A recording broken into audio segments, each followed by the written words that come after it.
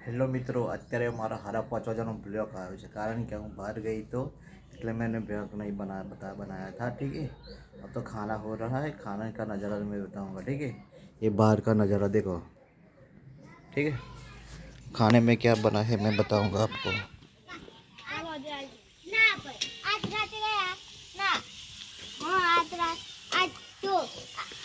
खाना हो रहा है, चावल हो गया, सब्जी हो रही है।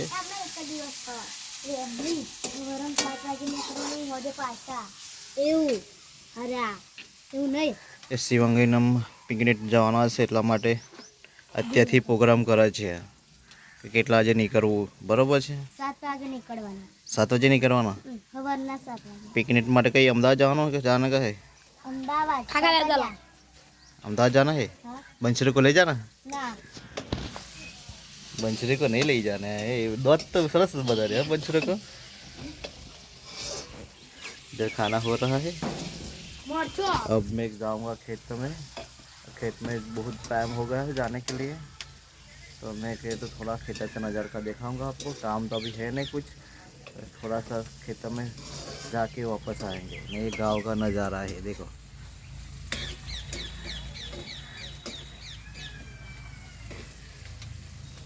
मेरी वीडियो को मैं लाइक शेयर कमेंट और सब्सक्राइब करना ना भूलना। ठीक है, લાઈક બાઈક આવી તમે ઉતારેલી